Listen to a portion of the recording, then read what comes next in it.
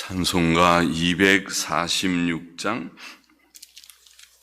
새 찬송 208장 같이 부르겠습니다. 246,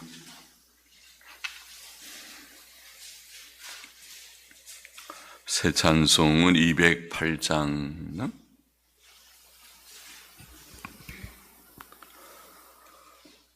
내 주의 나라와 주 계신 성전과 피 흘려 사신 교회를 늘 사랑합니다.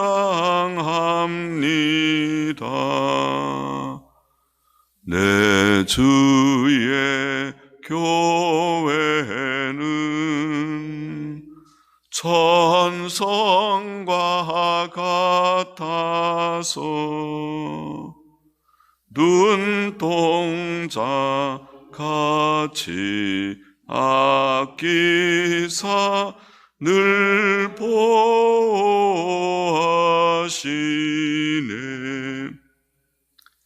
이 교회 위하여 눈물과 기도로 내 생명 다하기까지 늘 봉사합니다.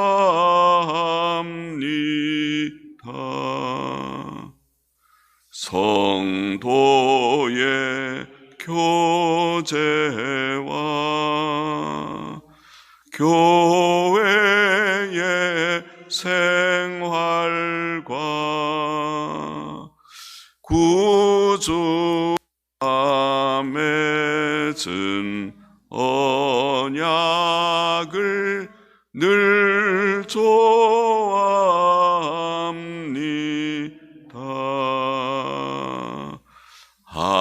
하늘의 영광과 베푸신 축복이 진리와 함께 영원히 시온에 넘치네.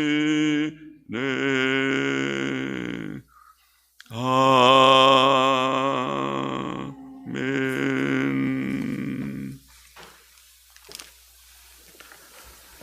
성경 말씀 시편 122편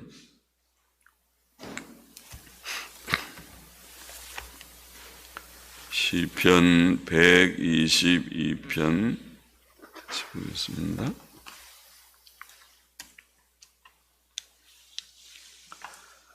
같이 기도하고 읽겠습니다. 하나님 아버지 감사합니다. 오늘 새벽도 하나님의 은혜로 저희들을 예배당으로 부르시고 함께 새벽 예배의 단을 쌓게 하여 주시고 또 혹은 가정에서 온라인으로 또 함께 예배에 참여할 수 있게 하여 주신 것도 감사합니다. 하나님, 이 시간도 저희들과 함께 하시는 주님, 저희의 연약한 중심을 받아주시고 또 주의 은혜의 얼굴빛을 비추시고 성경 말씀의 교훈을 주셔서 저희들이 말씀을 읽고 조금 해석하고 또 듣고 묵상케 하여 주시고 유익이 되게 하여 주시기를 원합니다. 아버지, 병상에 있는 연약한 지체들을 긍휼히 여겨주시고 하나님의 은혜로 늘 건강함을 주셔서 주님 주의 주시는 힘으로 하루하루를 살며 일하게 하여 주시고 또 주께 늘 영광을 돌릴 수 있게 하여 주시기를 소원합니다. 어떠한 고난, 어떠한 환경 여건에서도 낭망치 아니하고 살아계신 하나님을 의지하며 말씀 붙들고 더욱 기도하게 하시고 또 승리함을 늘 경험하게 하여 주옵소서. 주님, 부족하고 미천한 종에게 주의 말씀을 조금 해석할 지혜와 힘을 주옵소서. 예수 그리스도의 이름으로 기도하옵나이다. 아멘. 시편 122편 말씀, 예루살렘을 사랑하며 축복함, 그렇게 제목을 붙여볼 수 있는 시라고 생각됩니다. 다윗의 시, 곧 성전에 올라가는 노래. 120편도 성전에 올라가는 노래, 그리고 121편도 성전에 올라가는 노래, 그렇게 되어 있습니다. 계속 여러 시가 그 위에 성전에 올라가는 시라고 되어 있습니다. 1절 보십시다. 사람이 혹은 사람들이 내게 말하기를 여호와의 집에 올라가자 할 때에 내가 기뻐하였도다. 다윗 시대에는 법궤와 거기에 친 장막이 성막을 대신해 주에 계신 집, 다윗의 시 26편 8절의 표현을 보면 그렇고, 혹은 여호와의 집 27편 4절에도 그렇게 불리었다고 보입니다. 다윗은 혼자 여호와의 집에 올라갈 뿐 아니라 서로 권면하여 올라가는 일을 기뻐했습니다. 하나님의 백성이 하나님의 집으로 올라가는 것은 하나님께 예배드리고 찬송하고 기도하고 그의 말씀을 듣기 위해서입니다. 구약시대의 성막과 성전은 1차적으로 예수 그리스도를 상징했고 또한 신약교회를 상징했습니다. 요한복음 2장 21절에 보면은 주께서는 자신을 성전에 비교해서 말씀하십니다. 이 성전을 헐라, 그러면 내가 사흘 만에 다시 세우리라. 그것은 예루살렘 성전을 가리킨 것이 아니고 자신의 육체를 가리킨 것이다. 그렇게 되어 있고, 고린도전서 3장 16절에도 우리가 하나님의 성전, 성령의 성전이다. 성령께서 우리 안에 거하신다. 그렇게 표현했습니다. 그렇죠? 놀라운 일이죠. 신약 성도들, 또 성도들의 모임인 신약교회는 하나님께서 거하시는 성전이다. 그렇게 표현했습니다. 우리는 시시때때로 교회로 모여 하나님께 예배드리며 찬송하고 기도하며 성경을 읽고 해석하며 듣습니다. 우리는 모이기를 패하지 말고 서로 권면하여 예수 그리스도의 재림의 날이 가까움을 볼수록 모이기를 힘써야 한다고 교훈을 받았습니다. 히브리서 10장 25절 말씀이죠. 모이기를 패하는 어떤 사람들의 습관과 같이 하지 말고 오직 권하여 그 날이 가까움을 볼수록 더욱 그리하자. 주의 재림의 날이 가까울수록, 지금 가깝죠. 많이 가까운 줄 믿습니다. 가까울수록 우리가 모이기를 힘써야 된다. 그렇게 말했습니다. 모임을 자꾸 패하면 우리의 심령이 약해지고 믿음이 약해질까 염려됩니다. 과연 우리가 주일 성수를 패하는 자들이 믿음이 약해지고 모임을 자꾸 패하는 자들이 믿음에서 물러나서 세상적으로 변질되어 가는 것을 보기도 합니다. 구주 예수 그리스도의 피로 죄씻음 받은 하나님의 참된 백성들은 창조자와 섭리자이신 하나님을 기뻐하고 또 하나님 말씀 듣기를 좋아하고 또 성령을 따라 행함으로 기쁨의 열매를 맺는 줄 믿습니다. 그런 자들은 하나님께 예배드리기 위하여 다른 교우들과 함께 우리가 예배당에 올라갑시다, 예배당에 갑시다, 그렇게 말하며 또 함께 올라갈 때에 기쁨이 생길 것입니다. 사람이 하나님을 섬기는 일은 기쁜 일입니다. 2절 보십시다. 예루살렘아, 우리 발이 내 성문 안에 섰도다. 예루살렘아, 너는 조밀한 성읍과 같이 건설되었도다. 지파들 곧 여호와의 지파들이 여호와의 이름에 감사하려고 이스라엘의 전례대로 혹은 이스라엘의 규례대로 그리로 올라가는도다. 이는 거기 판단의 보좌를 두셨음이니 곧 다윗집의 보좌로다. 이렇게 되어 있습니다. 법궤가 있는 예루살렘 성은 복된 성입니다. 성도들의 발은 그 성문 안에 선다. 그렇게 표현했습니다. 다윗은 예루살렘 성이 조밀한 성읍, 곧 집들이 밀집해 있는 성같이 건설되었다고 말합니다. 예루살렘 성은 우리가 아는 대로 본래 여부수 사람들이 살던 곳인데 다윗이 그곳을 점령하여 다윗성으로 만들었습니다. 그 성은 본래 남북의 길이가 약 400m 정도밖에 안 되는 작은 성이었고 확장된 후에도 동서나 남북의 길이가 1km 정도의 작은 성에 불과합니다. 하나님의 언약 백성인 이스라엘의 12지파들은 그들의 규례대로 그리로 올라갑니다. 거기에 다윗의 왕궁이 있고 백성을 판단하는 보좌도 있습니다. 예루살렘 성은 종교적, 정치적, 행정적 중심지이었습니다. 이스라엘 백성은 예루살렘 성 중심으로 살아야 하였습니다. 6절 봅시다. 예루살렘을 위하여 평안을 구하라. 예루살렘을 사랑하는 자는 형통하리로다. 내 성 안에는 평강이 있고 내 궁중에는 형통이 있을지어다. 내가 내 형제와 붕우를 위하여, 붕우는 친구들이죠.